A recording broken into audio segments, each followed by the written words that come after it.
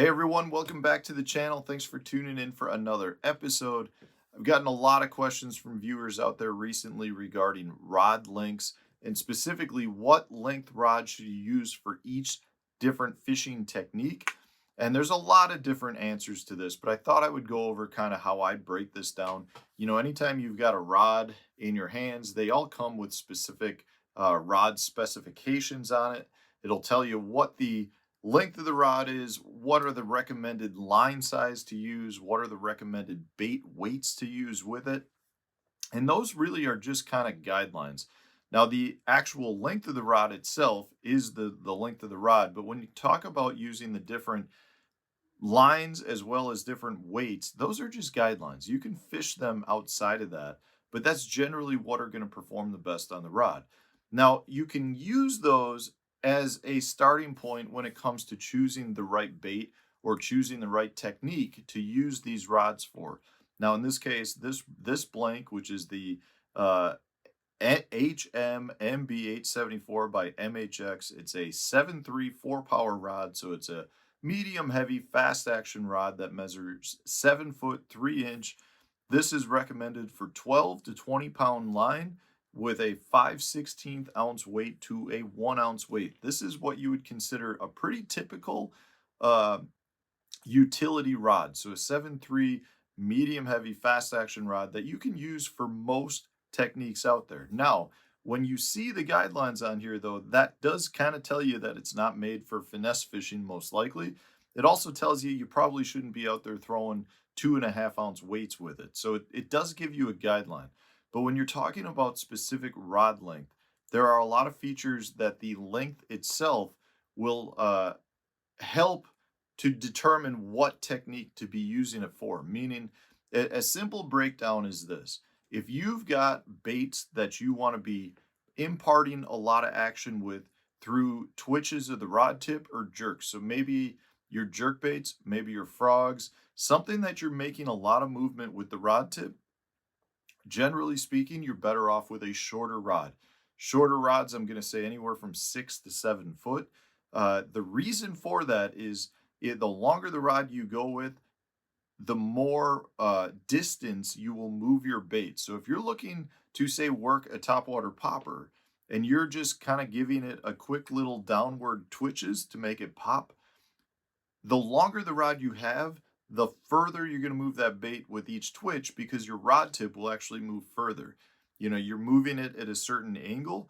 That degree of that angle is going to dictate how far you move the bait. And the longer the rod, the bigger the distance will be from tip to tip in that rod movement. So you want to go with a shorter rod. So techniques like that I'm talking about, maybe a jerk bait, your topwater baits, frog fishing, those are the rods that I like to go with a shorter rod, say a 6 to 7 foot range.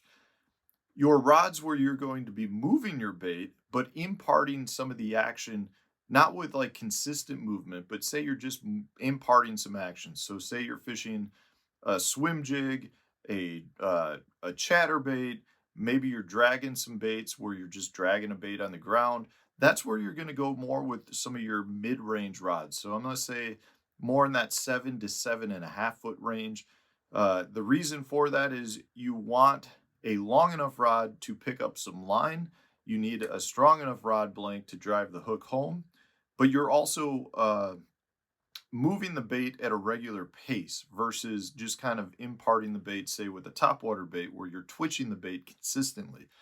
With a swim jig, say, you're retrieving that bait at a pretty regular speed. You might be starting, you might be stopping it at times, but because your bait is consistently moving, you can have the privilege of having a longer rod that's not going to move your bait any further because your rod is kind of staying in the same place. Yes, you might be dragging your bait. Yes, you might be imparting some little twitches, but your bait isn't going from stationary to moving to stationary like you would with a frog. If you're fishing a moving bait like a spinner bait, that mid-range blank is really what you're looking for because it gives you enough length to really take advantage of all the characteristics of a longer rod, but still get the same characteristics of a shorter rod. So most of your utility rods, most of your rods that are most diverse, the ones that are the most universal when it comes to fishing lots of different techniques, are going to be like in that 7.3 range. That's kind of the ideal range in my opinion. Now, if you're going to go with your longer blanks, so you're 7.5 to even, 8 foot, even longer, at that point, you're talking about some blanks where you really want to pick up a lot of line, or blanks where you really want to have some pretty good soft tip, but still want to make a lot of long casts. So, what I mean by that is say your crankbaits, right? You want to throw those baits a long distance. A lot of your ledge fishing baits, Carolina rigs, where you're dragging it, but you have kind of lost a lot of feel because you've got that long leader. Flipping baits, you might be punching into mats, you might be flipping into wood. The fish are in really shallow water, they eat the bait, and they take off at a really quick pace. In all of those instances, you want to pick up line. So a longer rod, when you go to set the hook, will let you pick up line, get better hook sets.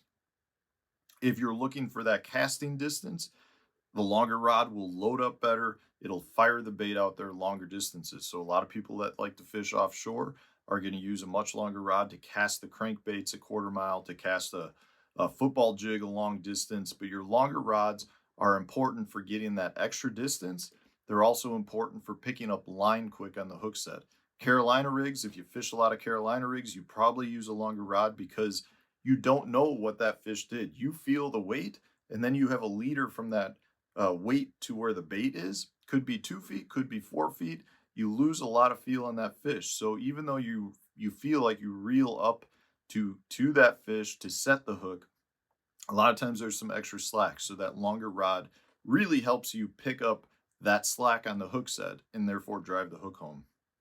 So the rods are really important when it comes to the performance of the bait and taking advantage of those bites that you get so that you don't miss them. But they are really critical in terms of achieving the best performance and action out of your baits. If you want to go frog fishing, you can definitely use an 8-foot rod if you want, but you're probably moving that frog at a faster pace than you think you are. The same goes with crankbait fishing. If you want to go out and fish ledges in 20 feet of water with a deep diving crankbait, you can do it with a 6-foot rod, but you'll be much more efficient with a 7.5 or almost 8-foot rod because you're going to throw your bait an extra 30 or 40 feet just based on the length of your rod, which means once you get your crankbait down to the depth that you want it to get to, it'll be there for a longer period of time, which means your bait's in the strike zone for a much longer period of time, which should lead to more bites. So your length of your rod is really important in terms of achieving the best performance out of your baits for whatever technique that you're fishing. Just because, I'm sitting here telling you that these are the rod lengths you should use, it doesn't mean you have to. Like I always say, it's confidence. So if you've got 2 rods and they're both 6 foot, get out there and fish with them. Make them work. You can do that. But if you have the opportunity to choose rods for the specific technique, I would advise you in trying to take some of this advice and apply these rod lengths to the techniques that you're looking to use. It really can help improve your overall performance on the water. Anyways, guys, thanks for watching. If you enjoyed today's video, hit the like button, subscribe to the channel if you haven't done so already. Stay tuned, new video coming out tomorrow.